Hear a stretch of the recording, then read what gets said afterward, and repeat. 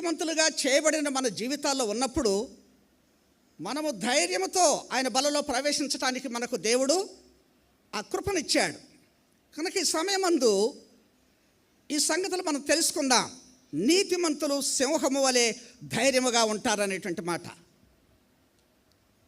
ఈ ధైర్యం అనేది విజయవంతమైన క్రైస్తవ జీవితం జీవించటానికి, ఈ ధైర్యం అనేది లోకములో నీతిమంతులంగా మనం జీవిస్తున్నప్పుడు దుష్ట మనుషుల వల్ల మనకు వచ్చే ఎదిరింపులను మనము ధైర్యముగా ఎదుర్కోవటానికి, అలాగే సైతాను యొక్క కుతంత్రాల ద్వారా మనం శోధించబడుతున్నప్పుడు బలహీనులమై జారిపోయే స్థితిలో మనము గట్టిగా నిలబడటానికి ఈ ధైర్యము మనకు అవసరమై ఉంటుంది.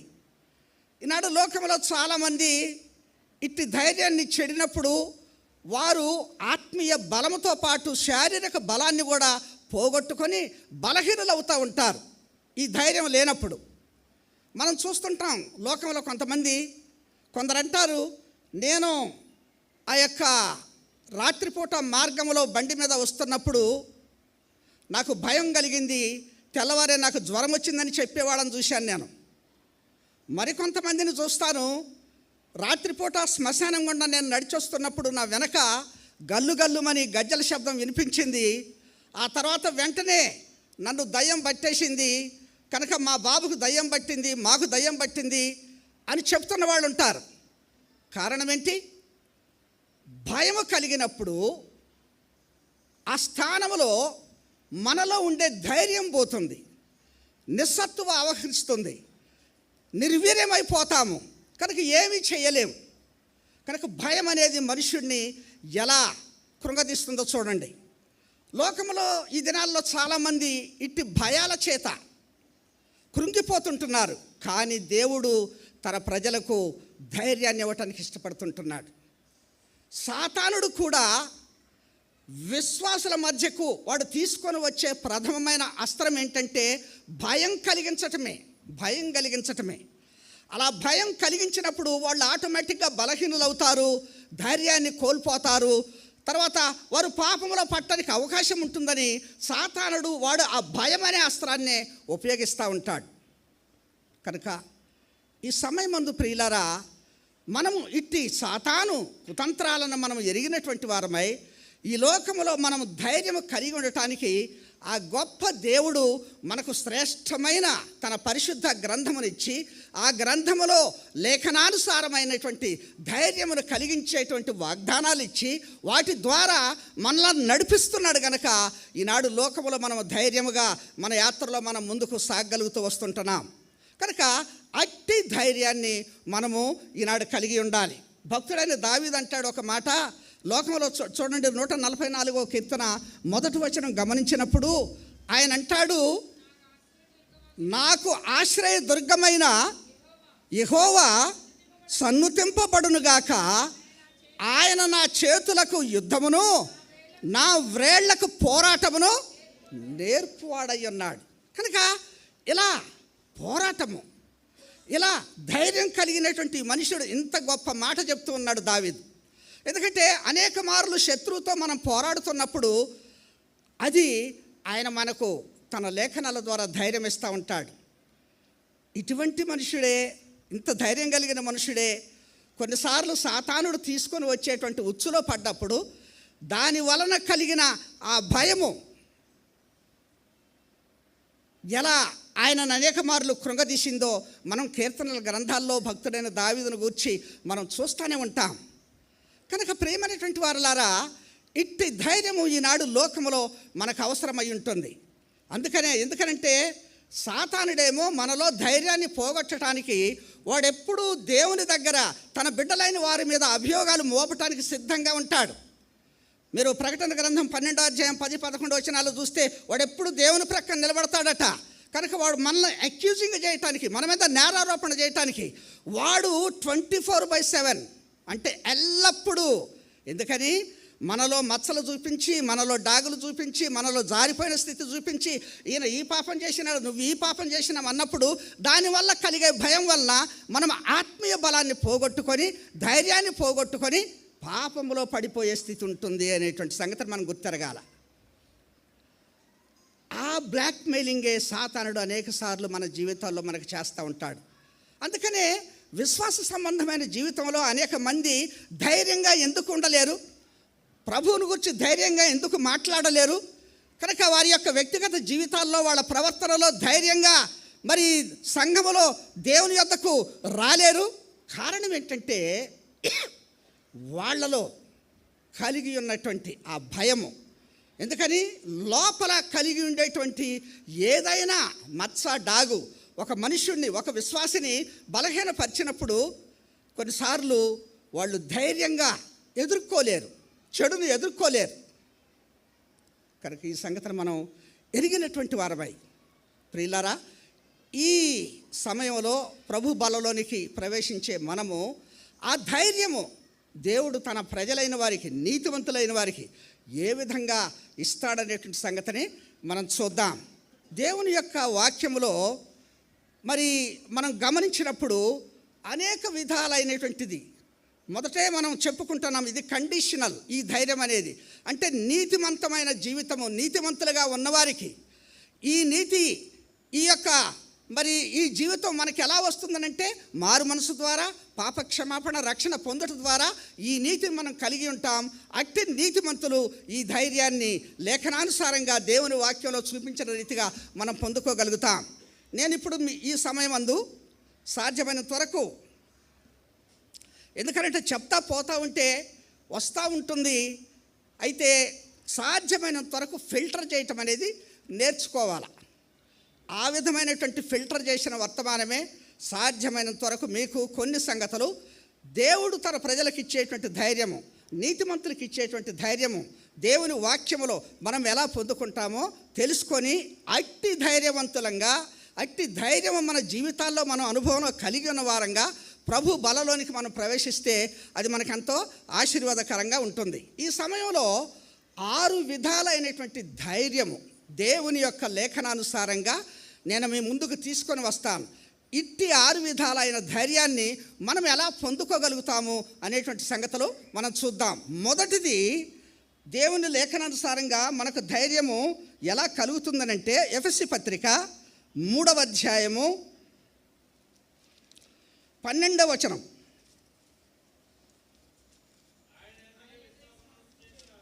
ఆయన యందలి విశ్వాసము చేత ధైర్యమును, నిబ్బరమైన ప్రవేశమును ఆయనను బట్టి మనకు కలుగుతుంది. చూడండి, ఇక్కడ మనం ఎఫెసీ పత్రిక 3వ అధ్యాయం 12వ వచనంలో చూసినటువంటి మాట ఏంటంటే, ఆయన యందలి విశ్వాసము చేత ధైర్యమును, నిబ్బరమైన ప్రవేశమును, ఆయన యందలి విశ్వాసము చేత మనకు ధైర్యం. ఎవరాయన? యేసుక్రీస్తు. అంటే యేసుక్రీస్తు వలన కలిగే ధైర్యం.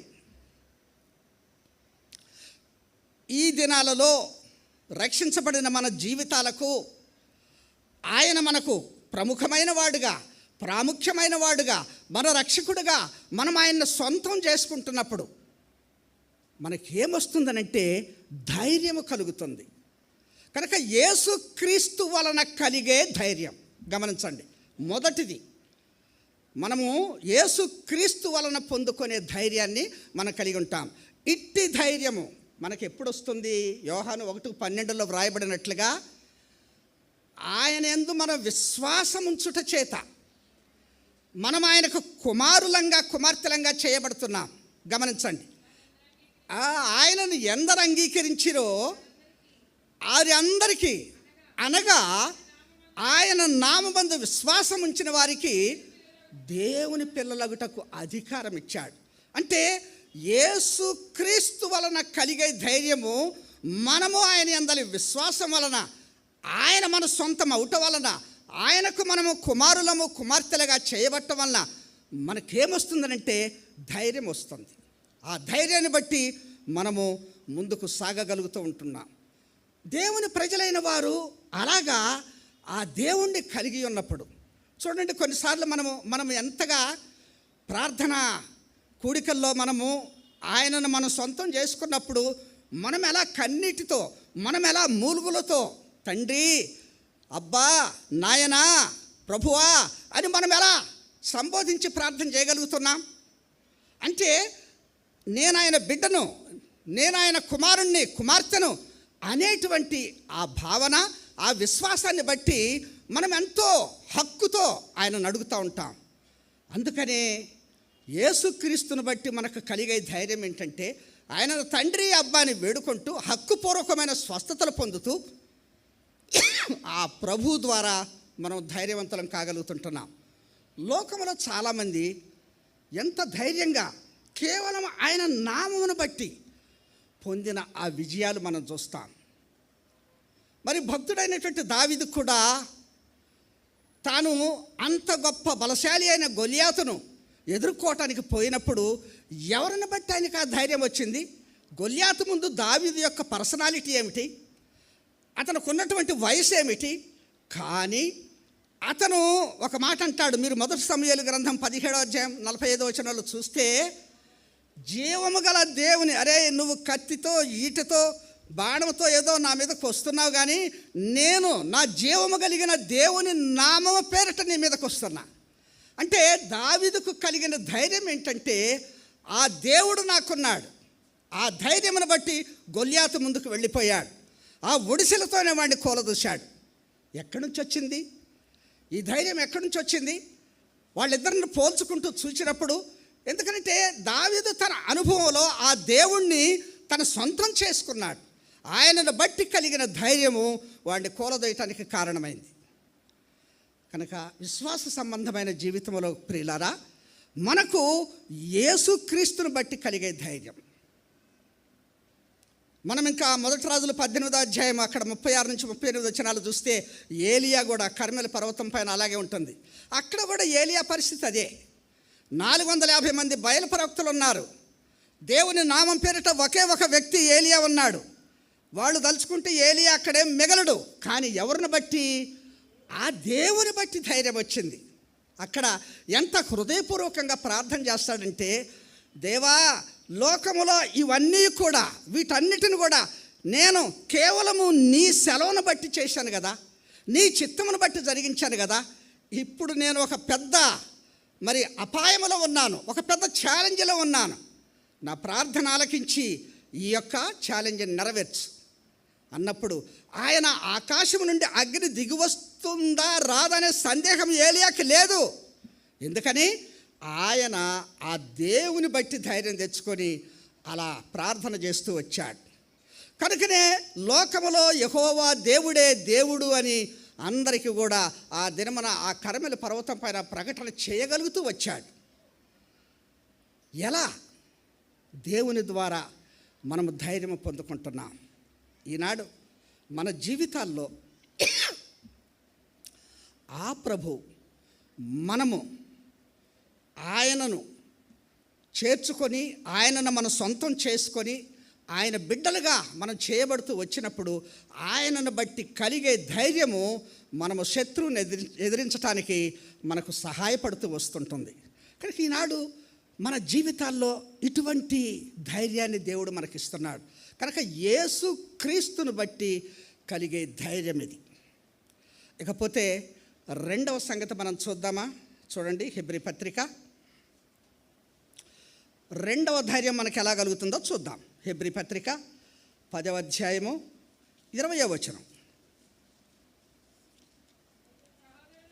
సహోదరులారా, యేసు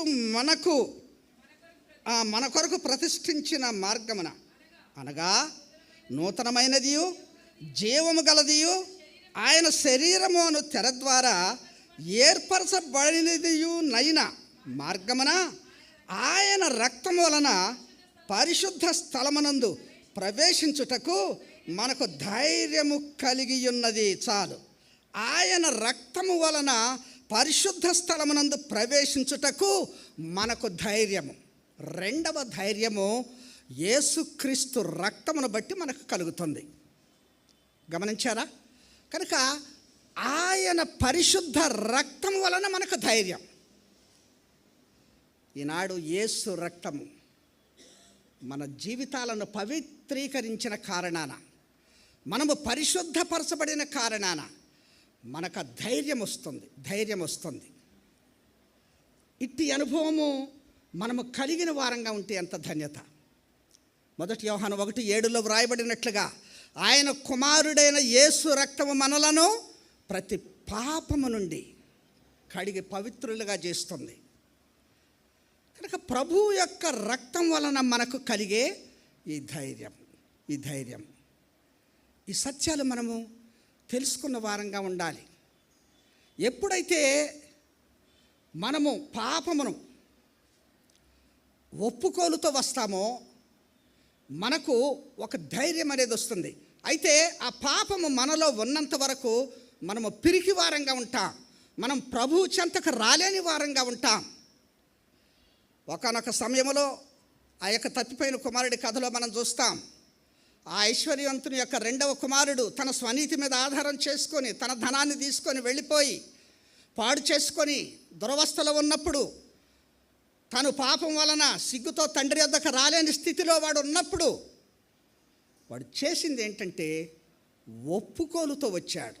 కనుక ఈనాడు మన జీవితాలలో యేసు ప్రభు యొక్క రక్తం వలన ధైర్యం మనకు కలగాలనంటే మనము మన పాప స్థితిని ఒప్పుకొని ఆయన దగ్గరకు వచ్చేటువంటి ధైర్యాన్ని మనము కూడగట్టుకోవాలి. మనం ఒప్పుకోలుతో వచ్చినప్పుడు ప్రభువు మనకు ఆయన రక్తం వలన శుద్ధీకరణ ఇచ్చి మనల్ని ధైర్యవంతులుగా చేస్తాడు. ఈ సత్యం మనం ఎరుగుదాం. ఆ ఏదెను తోటలో అవ్వ ఆదాముల యొక్క సంగతి కూడా మనం అదే చూస్తాం. వాళ్ళు నిర్దోషులుగా ఉన్నంత వరకు, నిష్కల్మషంగా ఉన్నంత వరకు వారిలో పిరిగితనం అనేది లేదు. స్వేచ్ఛగా ఏదెను తోటలో ప్రభువుతో సహవాసంలో గడుపుతూ వచ్చారు. ఎప్పుడైతే వారిలో పాపం ప్రవేశించిందో, వాళ్ళలోనికి ఆ పిరిగితనం వచ్చిందో, వాళ్ళు ధైర్యాన్ని కోల్పోయిన వారై ప్రభువుకు దూరంగా సంచరిస్తూ దాగుకునే స్థితికి వెళ్ళిపోయినారు. కనుక పాపం వలన మనము ధైర్యమును కోల్పోతాం. అట్టి పాపమును ఒప్పుకోలుతో రావటం వలన మనం కనికరించబడతాం. తప్పిపోయిన కుమారుడు అలా కనికరించబడుతూ వచ్చాడు. కనుక ఈనాడు యేసు ప్రభు రక్తము మనకు ఎల్లప్పుడూ సిద్ధంగా ఉంటుంది. అట్టి రక్తమును బట్టి మనకు ధైర్యం వస్తుంటుంది. యేసు రక్తము మనల్ని శుద్ధీకరిస్తుంది. అందుకని మనం ఏం చేయాలా?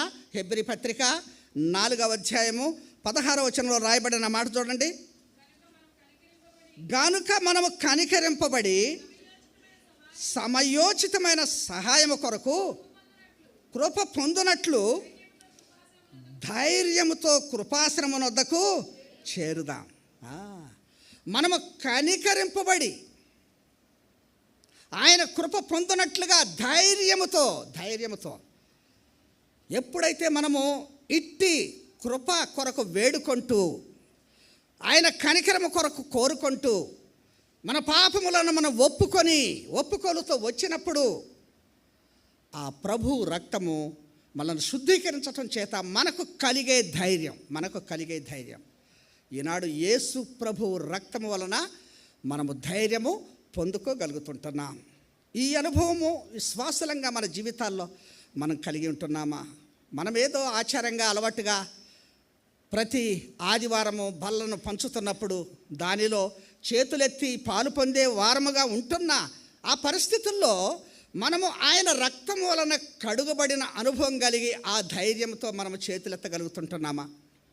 మనం ఒకసారి పరిశీలన చేసుకోవాలి. అయితే దేవుడు లోకములో తన ప్రజలైన వారికి, నీతిమంతులుగా చేయబడిన వారికి ఆయన ఇచ్చే ఈ ధైర్యము చాలా గొప్పది. కనుక ఆయన రక్తం వలన మనము ధైర్యవంతులంగా చేయబడుతున్నాము. ఆయన రక్తం వలన మనకు కలిగే ధైర్యం ఇది అనేటువంటి సత్యాన్ని మనం చూస్తుంటున్నాం. చూడండి, కనుక ఇక 3వ ధైర్యం మనకు ఎలా కలుగుతుందో చూద్దాం. 1 యోహాను పత్రిక 3వ అధ్యాయము 1 యోహాను పత్రిక 3వ అధ్యాయము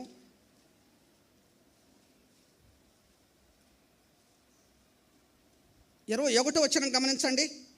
ప్రియులారా, మన హృదయము మన యందు దోషారోపణ చేయని ఎడల దేవుని ఎదుట ధైర్యము గలవారమగుదము. చాలు. 3వ ధైర్యం ఏంటంటే మంచి మనస్సాక్షి వలన హృదయములో కలిగే ధైర్యం. గమనించండి, మంచి మనస్సాక్షి మనం ఎప్పుడైతే కలిగి ఉంటామో మన హృదయంలో మనకు ధైర్యం ఉంటుంది, మన హృదయంలో మనకు ధైర్యం వస్తుంది. అందుకనే అక్కడ ఆ మాట రాస్తూ వచ్చాడు, ప్రియులారా మన హృదయము మన యందు దోషారోపణ చేయని ఎడల దేవుని ఎదుట ధైర్యము గలవారమగుదము.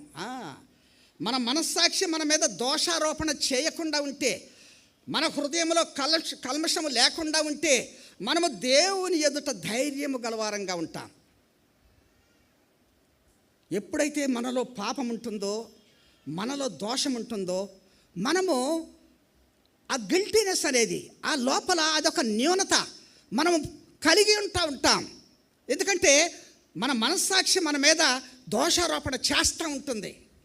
ఒరే నువ్వు ఈ పని చేసినావు, నువ్వు ఇలా ఇప్పుడు పైకి ఇలా మాట్లాడుతున్నావు, కానీ నీ అంతరంగంలో నీ భావము వేరే ఉంది.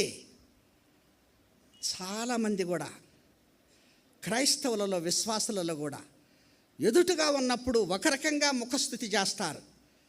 అదే మనుషుడు గేటు దాటితే చాలు వెనక నుంచి విమర్శనాస్త్రాలు వేస్తూనే ఉంటారు. ఇటువంటి వాళ్ళ యొక్క మనస్సాక్షి ఎంత కల్మషంగా ఉంటుంది. అటువంటి వాళ్ళు ఎలా దేవుని సన్నిధిలో, దేవుని ఎదుట ధైర్యంగా ఉండగలుగుతారు? నేటి దినాల్లో చాలామంది జీవితాల్లో ఈ ధైర్యాన్ని మనం చూడలేకపోతుంటున్నాం. కారణం ఏంటంటే వాళ్ళ మనస్సాక్షి ఎప్పుడు కూడా వాళ్ళని దోషారోపణ చేస్తూ ఉంటుంది. దేవుని ఎదుట, మనము మనుషుల ఎదుట కూడా ఎప్పుడు కూడా ఇటువంటి కల్మషాన్ని మనము శుద్ధి చేసుకోవాలి. అనేక మంది మళ్ళా కడుక్కోలేకపోతుంటున్నాం, అనేక మంది మళ్ళా శుద్ధి చేసుకోలేకపోతుంటున్నాం. తిన్నగా నేరుగా దేవుని సన్నిధికి ధైర్యంగా వచ్చి మన దోషాలను మనం ఒప్పుకోలేకపోతుంటున్నాం, మన జీవితాలను మనం సరిచేసుకోలేకపోతుంటున్నాం. కనుక మనస్సాక్షి వలన హృదయంలో కలిగే ఈ ధైర్యం దేవుడు మనకిస్తాడు. అపొస్తలుడైన పౌలు అదే అంటాడు. అపొస్తల కార్యాలు 24వ అధ్యాయం 16వ వచనంలో గమనించినప్పుడు, ఈ విధమున నేను మనుష్యుల ఎదుటను, అపొస్తల కార్యాలు 24:16, ఈ విధమున నేను మనుషుల ఎదుటను దేవుని ఎదుటను నా మనస్సాక్షి నిర్దోషమైనదిగా ఉండునట్లు నేను అభ్యాసం చేసుకుంటున్నాను. అభ్యాసము ఏ డైలీ ప్రాక్టీస్ క్రైస్తవ జీవితానికి అవసరమండి.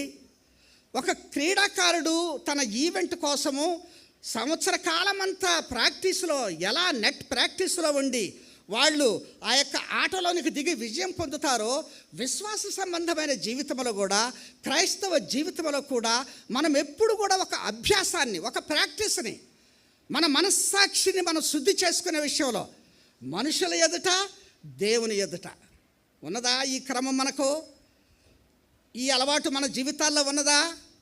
నువ్వు ఎవరి మీద నేరారోపణ చేశావు, దోషారోపణ చేశావు, ఎవరికి కష్టం కలిగించావు, ఎవరికి బాధ కలిగించావు, ఎవరికి హింస కలిగించావు, అట్టి మనుషుల ఎదుట నీ మనస్సాక్షిని నువ్వు శుద్ధి చేసుకున్నావా? నువ్వు దేవుని ఎదుట ఎలా ఆయన బాధ పెట్టావు, దేవునికి ఎలాంటి కీడు చేశావు? దేవునికంటే దేవుని సంఘానికి, ఆయన శరీరానికి ఎవరు కీడు చేసినా అది దేవునికి చేసినటువంటిదే కదా. దేవుని ఎదుట నీ మనస్సాక్షిని నువ్వు శుద్ధి చేసుకున్నావా? సంఘం ఎదుట నీవు నీ యొక్క తోటి మనిషినికి నువ్వు చేసిన కీడును నువ్వు సరిచేసుకున్నావా? నీ మనస్సాక్షిని శుద్ధి చేసుకున్నావా? క్రైస్తవ జీవితంలో ఈ ప్రాక్టీస్ అవసరం. అటువంటి వాళ్ళు ధైర్యంగా ఉండగలుగుతారు. నేటి దినాలలో చాలామంది పిరికితనంగా, కారణం ఏంటంటే వాళ్ళ మనస్సాక్షి ఎప్పుడూ వాళ్ళను దోషారోపణ చేస్తూ ఉంటుంది. ఒరే ఈ విషయంలో నువ్వు సరి చేసుకోలేదు, ఈ విషయంలో నువ్వు క్షమాపణ పొందలేదు, కనుక నువ్వు సరిచేసుకో. మనస్సాక్షి నిన్ను గద్దిస్తూ ఉంటే నువ్వెందుకు అణుచుకొని పిరికితనంగా జీవిస్తావు? విశ్వాసికి శుద్ధీకరించబడిన మనస్సాక్షి అవసరం. కనుక ఈ సత్యాలు మనం తెలుసుకోవాలి. అప్పుడే ధైర్యము. కనుక మనస్సాక్షి వలన హృదయంలో కలిగే ఈ ధైర్యము మనలను సింహంలాగా నిలబెడుతుంది, సింహంలాగా. కనుక నీతిమంతులు సింహంలాగా ధైర్యంగా ఉంటారు. మాటలో కానీ, ప్రవర్తనలో కానీ, క్రియలో కానీ, ఏ విషయంలోనైనా నువ్వు ధైర్యంగా ఉన్నప్పుడు నువ్వు దేవుని కొరకు సరైనటువంటి రీతిలో నిలబడగలుగుతావు, వాడబడగలుగుతావు. లేకపోతే ఓటికుండ వంటి స్థితి. ఓటికుండ వంటి స్థితి. ఈ సంగతులు మనం తెలుసుకుందాం. కనుక లేఖనానుసారంగా దేవుని వాక్యములో మనకు కలిగిస్తున్న ఈ మూడవ విధం ఏంటంటే, ఈ మూడవ రకమైన ధైర్యము మనస్సాక్షి శుద్ధీకరించుకోవటం వలన, మంచి మనస్సాక్షి వలన కలిగే ఈ ధైర్యం.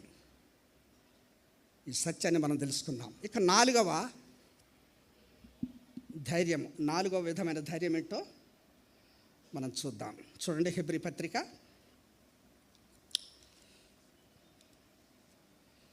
'అనేక లేఖన భాగాలు ఉన్నాయి, కానీ నేను టైంని ఫాలో అవ్వాలి కనుక మనము ఆ సంగతి చూద్దాం. 4వది హెబ్రీ పత్రిక 13వ అధ్యాయము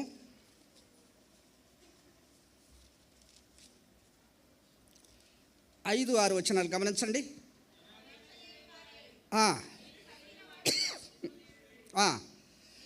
నిన్ను ఏమాత్రమును విడువను, నిన్ను ఎన్నడను ఎడబాయను అని ఆయనయే చెప్పాను కదా.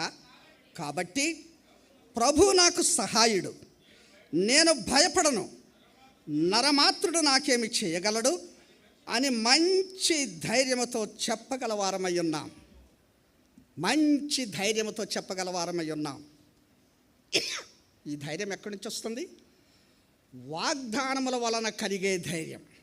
గమనించండి, 4వ ధైర్యం ఏంటంటే వాగ్దానముల వలన కలిగే ధైర్యం. ఆ వాగ్దానం ఏంటక్కడ? నేను నిన్ను ఎన్నడూ విడువను, నిన్ను ఎన్నడూ ఎడబాయను. అది దేవుడిచ్చిన శ్రేష్టమైన వాగ్దానం అండి. అది ఆ వాగ్దానాన్ని బట్టి మనకు ధైర్యం వస్తుంది. ఈ దినాల్లో క్రైస్తవులంగా చాలామంది ఇదే వాగ్దానాలు చేపట్టుకుంటాం కదా. ఎందుకంటే అది మనం నడిపిస్తూ ఉంటుంది. దేవుని వాక్యంలో మనము పొందుకునే వాగ్దానాలు మనకు బలమునిచ్చి నడిపిస్తూ ఉంటాయి. వాగ్దానముల వలన కలిగే ధైర్యం. ఈ ధైర్యాన్ని బట్టి అనేక మంది జీవితాల్లో వాళ్ళు కృంగిపోకుండా, వాళ్ళు జారిపోకుండా నిలబడగలుగుతూ ఉంటున్నారు. కనుక దేవుడే చెప్పాడు కదా, నేను నిన్ను ఎన్నడూ విడువను, ఎడబాయను అని. అలాంటప్పుడు నరమాత్రుడు నాకేం చేయగలుగుతాడు అనేటువంటి మంచి ధైర్యంతో మనము నడుచుకోగలుగుతుంటున్నాం.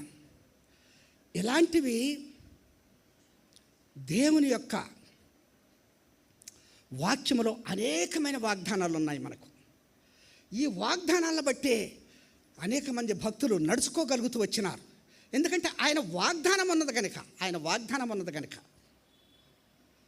ప్రియులారా, ఇది ఎంత మనకు మంచి ధైర్యం అనుగ్రహిస్తున్నాయి.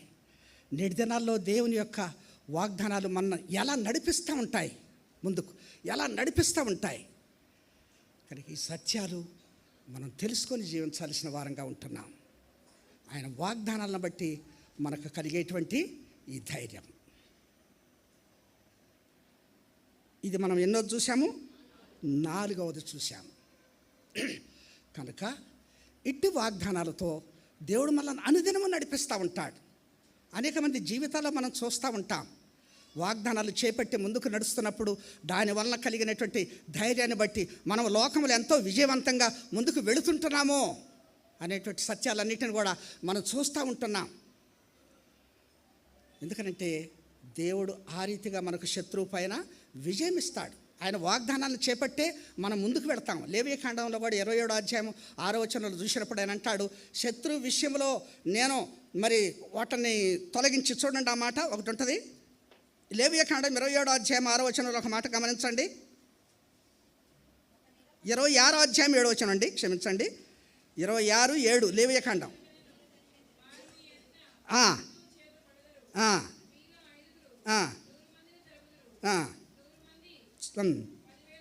చాలు.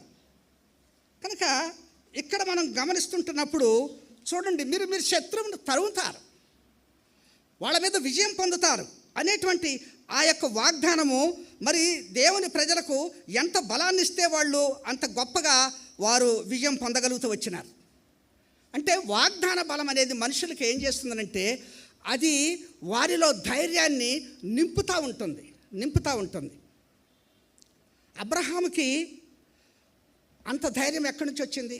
ఇస్సాకుని మోరియా పర్వతాలలో బలియమన్నప్పుడు ఏకైక కుమారుడు, ప్రేమించిన కుమారుడు, తిరిగి అదే కుమారుడిని నాకు మోరియా పర్వతాలలో బలివు అన్నప్పుడు అబ్రహాము జీవితంలో ఆ ధైర్యం ఎలా వచ్చింది? సొంత కుమారుడిని వధించటానికి, బలి ఇవ్వటానికి.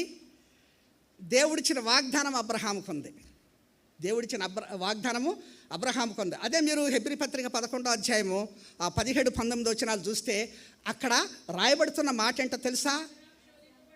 అబ్రహాము ఇలా శోధించబడి విశ్వాసమును బట్టి ఇస్సాకును బలిగా అర్పించను. ఎవడు ఆ వాగ్దానమును అంగీకరించనో ఇస్సాకు వలనైనది నీ సంతానము అనబడును అని ఎవరితో చెప్పబడనో ఆ అబ్రహాము మృతులను సైతం లేపుటకు దేవుడు శక్తిమంతుడని ఎరిగి ఎంచినవాడై తన ఏక కుమారుని అర్పించి మృతుల నుండి మరలా పొందాడు. వాగ్దానం అదే రోమా 4:18 కూడా శారా కూడా అంతే. రమారమి తను 100 ఏళ్ల వయసుకు వచ్చి తను గర్భం ఉడిగిందైనను కూడా వాగ్దానం చేసినవాడు నమ్మదగినవాడు కనుక ఆ వాగ్దాన బలము చేత తను గర్భము పొందినటువంటిదై ఇస్సాకును కన్నట్లుగా చూస్తాం. అంటే ఒక మనుషునికి వాగ్దానము. మరి అబ్రహాముకు అంత ధైర్యం ఎందుకు వచ్చిందనంటే ఇస్సాకు వలనైనది నీ సంతానం అవుతుందని చెప్పినప్పుడు ఇస్సాకును బలి ఇస్తే ఆయన సంతానము ఎలా ఆకాశపు నక్షత్రాల్లాగా సముద్రపు ఇసుకరేణుల్లాగా అవుతుంది? ఇందులో తిరకాసు ఉన్నది అనుకున్నాడు. అంటే దేవుడు వాగ్దానం చేశాడు కనుక ఆయన నెరవేర్చడానికి సమర్థుడు. ఎంత సమర్థుడు అంటే చనిపోయినను సరే, ఒకవేళ నేను బలిచ్చినను సరే, మృతులను సైతం లేపుటకు దేవుడు సమర్థుడు. అంటే అతనికి ఆ వాగ్దానమే బలం ఇచ్చింది ఇస్సాకును బలివ్వటానికి. ఈనాడు మన జీవితాల్లో ఇట్టి వాగ్దానాలు. అందుకని మన పితరులైన ఇశ్రాయేలీలు కూడా 7 జాతుల జనాంగాన్ని వెళ్ళగొట్టడానికి, అంతమంది రాజులను ఓడించటానికి, శత్రు బలం అంతటి కంటే వారి బలము తక్కువగా ఉన్నప్పటికీ దేవుడిచ్చిన వాగ్దానం ఉంది. మనం ఇప్పుడు లేవియకాండంలో చూసిన 26:7 వచనం ప్రకారం దాని ప్రకారం వాళ్ళు బలము పొందుతూ వచ్చారు, ధైర్యం తెచ్చుకుంటూ వచ్చారు. కనుక ప్రియులారా, వాగ్దానముల వలన కలిగే ధైర్యము ఈనాడు మన జీవితాల్లో ఇట్టి వాగ్దానాలందు మనం విశ్వాసం ఉంచినప్పుడు ఈ వాగ్దానాలు మనకు ఎంత శ్రేష్టమైనవో 2 పేతురు 1:4 మనం చూస్తాం. లోకంలో ఉన్న భ్రష్టత్వాన్ని తప్పించుకోవటానికి, ఆయన కొరకు దైవగుణం కలిగి జీవించటానికి ఈ వాగ్దానాలు మనల్ని నడిపిస్తూ లోకంలోని ప్రతి కల్మషం నుండి మనల్ని విడిపిస్తూ ఉంటుందని మనం అక్కడ చూస్తూ ఉంటాం. కనుక దైవ స్వభావంలో పాలివారవటకు కూడా ఈ వాగ్దానాలు మనకు సహాయపడుతూ ఉంటాయి. తెలుసుకుందాం. వాగ్దానముల వలన కలిగే ధైర్యము మనకెంత శ్రేష్టమైనటువంటి శక్తిని, బలాన్ని ఇస్తుందో మనం తెలుసుకుంటున్నాం. ఇది 4వ సంగతిగా మనం చూస్తుంటున్నాం. ఇకపోతే 5వ సంగతి చూద్దాం. 5వ ధైర్యం మనకి ఎలా కలుగుతుందో అపొస్తలుల కార్యములు 28వ అధ్యాయము 15వ వచనం గమనించండి.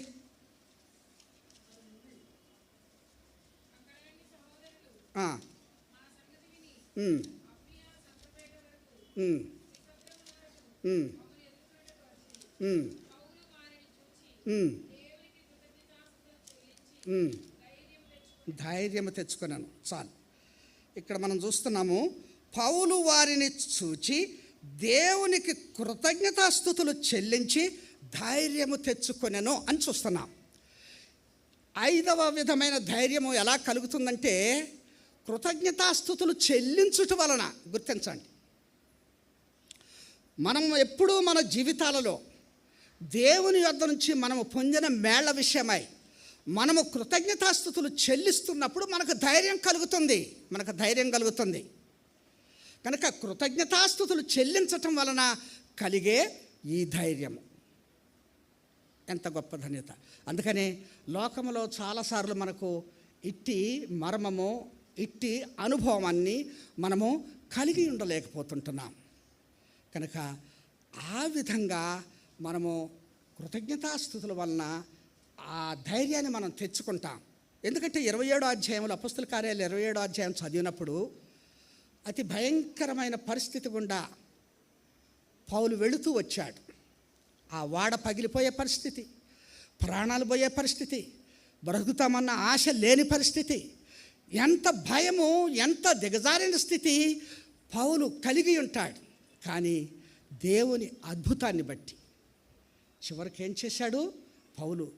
ఆ ప్రభు చూపిన మహాకృపను బట్టి, ఆ భయములన్నిటిలో నుంచి తనకిచ్చినటువంటి ఈ ప్రాణదానాన్ని బట్టి ఆయన దేవునికి కృతజ్ఞతాస్తుతులు చెల్లించి ధైర్యం తెచ్చుకున్నాడు. అనేక సార్లు అనేక సంగతుల్లో ఆ ధైర్యమే పౌలు యొక్క సువార్త యాత్ర జీవితంలో ఆయనను బలపరుచుతూ వచ్చింది. అడుగడుగున ఆయన రక్షణ పొందిన తరువాత పౌలు జీవితంలో ఎదుర్కొన్న ఆ యొక్క చిక్కులు, సమస్యలు ఎంతో బాధాకరమైనటువంటివి. మీరు 14వ అధ్యాయంలోకి పోతే ఆయనని ఆ హింసించిన విధానం, ఆ తీరు, రాళ్లతో కొట్టి చంపినారు కూడా. ఒక రకంగా పౌలు చనిపోయాడు తెలుసా? మీరు 2 కొరింథీ 12వ అధ్యాయం మొదటి 4 వచనాల్లో గమనించినప్పుడు, ఒక మనుష్యుడిని నేను ఎరుగుదును, అతను 3వ ఆకాశమునకు పోయి చెప్ప అశక్యము కానీ వశంప శక్యము కానీ ఆ మాటలు విన్నాడు. ఆ మనుషుడు ఎవరో నాకు తెలియదు అన్నట్టుగా చెప్తున్నాడు. కానీ తనే అంటే చనిపోయాడు, 3వ ఆకాశానికి పోయాడు. అంటే ఆ దినాన వాళ్ళు రాళ్లతో కొట్టి ఆ యూదులు పౌలుని చంపారు. అంటే ఎంత మరణకరమైన స్థాయిలోనికి పోయి, ఎంత భయకంపితమైన పరిస్థితుల్లో మరి ఆ పౌలు జీవిస్తూ వచ్చాడు.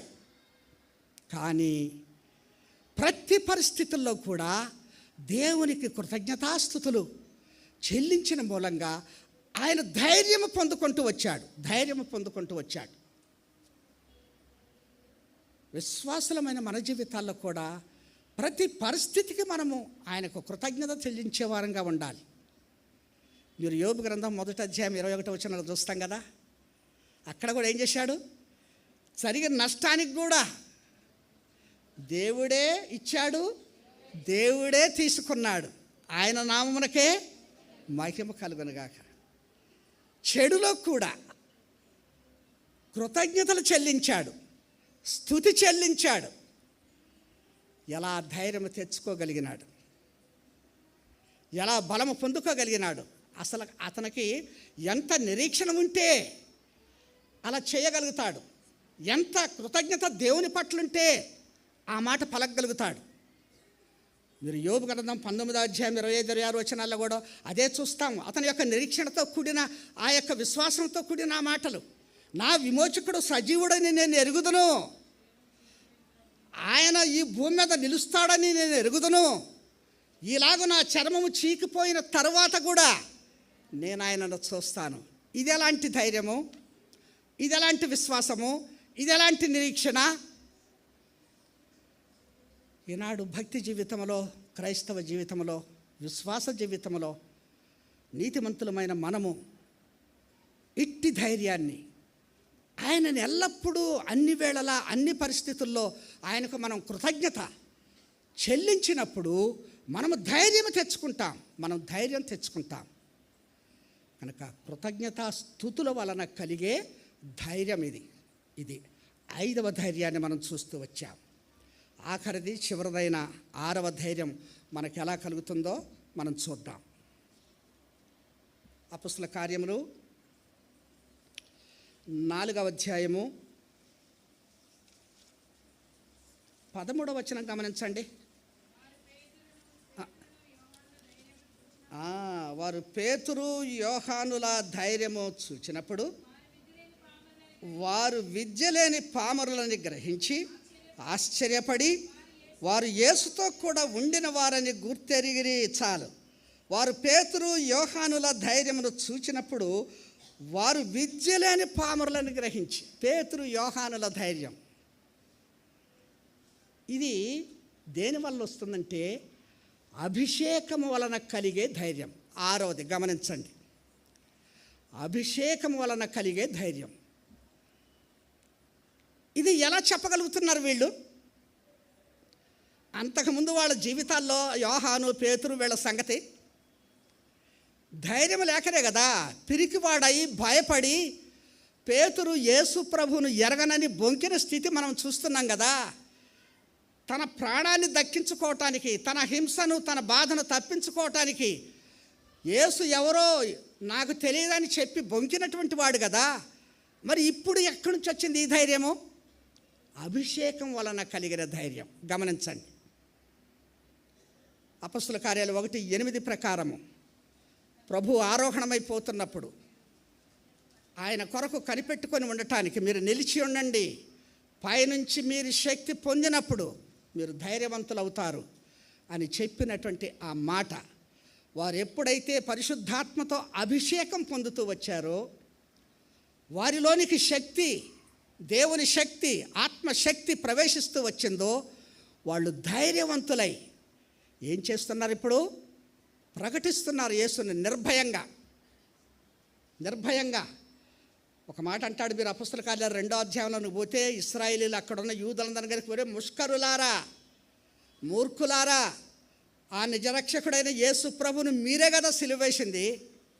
ఎప్పుడైతే పరిశుద్ధాత్మ వాళ్ళ మీదకు దిగి వచ్చిందో, నాలుకలుగా విభాగించబడి వాళ్ళు ఆత్మచేత నింపబడుతూ వచ్చారో, పేతురులో వచ్చిన ఆ యొక్క ధైర్యము ఏం చేసింది? ఆ దినాన 3000 మందిని సంపాదించింది ప్రభువు కొరకు.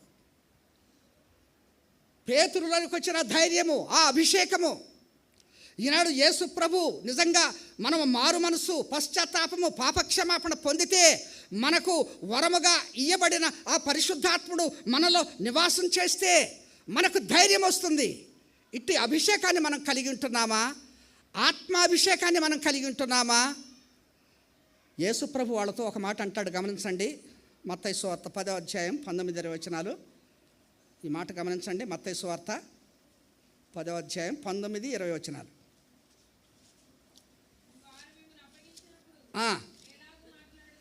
ఎలాగూ మాట్లాడదాము, ఏమి చెప్పుదాము అని చింతింపకుడి. మీరేమి చెప్పవలెనో మీకు ఆ గడియలోనే అనుగ్రహింపబడును. మీ తండ్రి ఆత్మ మీలో ఉండి మాటలాడుచున్నాడే కానీ మాటలాడువారు మీరు కాదు. మీ తండ్రి ఆత్మ మీలో ఉండి, ఇదే ఆత్మ అభిషేకం. మీరేం మాట్లాడాలో మీరేం చింతించాల్సిన అవసరం లేదు. కానీ మీ తండ్రి ఆత్మ మీలో ఉండి ఆ సమయానికి, ఆ క్షణానికి ఏం మాట్లాడవాలనో అది ఆయన మీకు అనుగ్రహిస్తాడు. ఖచ్చితంగా అపొస్తలులు వీళ్ళు అదే పొందారు. ఆనాడు ఆ పేతురు, యోహానుల యొక్క ధైర్యాన్ని వాళ్ళు చూసినప్పుడు ఆ యొక్క యెరూషలేములో అంటారే, వీళ్ళు విద్య లేని పామరులే, వీళ్ళకి శక్తి, ఈ ధైర్యము, ఈ జ్ఞానము ఎక్కడి నుంచి వచ్చింది వీళ్ళకి? వీళ్ళు ఎలా చెప్పగలుగుతుంటున్నారు? ఆనాడు గెస్సెమనే తోటలో ఒక్కళ్ళేడు. మరి యోహాను, ఆ దినాన యోహాను అందరితో కలిసి పారిపోయిన వాడే, పేతురేమో బొంకిన వాడే. కానీ వాళ్ళిద్దరూ కూడా పారిపోయినటువంటి వాళ్ళు, పిరికితనంలో ఉన్నవారు. ఇవాళ నిలబడి మాట్లాడుతూ ఉంటే వీళ్ళకి ఎక్కడొచ్చింది ఈ ధైర్యము? అభిషేకం వలన కలిగే ధైర్యం. ఈనాడు విశ్వాసలంగా మన జీవితాల్లో ఈ అభిషేకం మనకున్నదా? మనం ఇంకా పిరికి వాళ్ళంగా జీవిస్తున్నామంటే మన జీవితాలలో ఇంకా సరి అయిన మారు మనసు అనుభవంలోనికి మనం రాని వారంగా ఉంటున్నాం. ఆ మారు మనసు అనుభవం మనకు వచ్చినప్పుడు అపొస్తలుల కార్యాలు 2:38 ప్రకారం ఖచ్చితంగా పరిశుద్ధాత్ముడు మనలో నివాసం చేస్తాడు. పరిశుద్ధాత్ముడు మనతో ఉంటాడు. ఇవాళ మనం ఈ అనుభవంలో మనం లేము అంటే మన మారు మనసే సందేహాస్పదం. మన జీవితంలో మన యొక్క క్రియలు, ప్రవర్తన, నడవడిక సరిగా లేదు అంటే దేవుని ఆత్మ అభిషేకం మనం లేని వారంగా ఉంటున్నాం. కానీ అనేక మంది అలా నటిస్తూ ఉంటారు, గారడి సీమోనుల వలె. గారడి సీమోను కూడా అదే చేశాడు. ప్రజలేట బాప్తిసం తీసుకున్నాడు, మారు మనసు పొందినాడు, అందరితో తిరిగినాడు. కానీ వాని లోపల ఆత్మ లేదు. అటువంటి వేషంతో కూడిన భక్తి, ఆత్మ లేని భక్తి, అభిషేకము లేని భక్తి లోకములో మనల్ని పిరికివారినిగా చేస్తుంది. అందుకని మనం ధైర్యవంతులుగా ఉండలేకపోతుంటున్నాం. కనుక అభిషేకం వలన కలిగే ఈ యొక్క ధైర్యాన్ని వాళ్ళు ఆ దినాల్లో కలిగి ఉన్నారు. ఎందుకంటే ఆ తండ్రి ఆత్మ మనలో ఉండి మనల్ని ధైర్యవంతులుగా చేసి నడిపిస్తుంది. అప్పుడే మనం దేవుని కొరకు బలమైనటువంటి సాధనాలుగా, మంచి సాక్షులుగా ఆయన కొరకు మనం జీవించగలుగుతాం.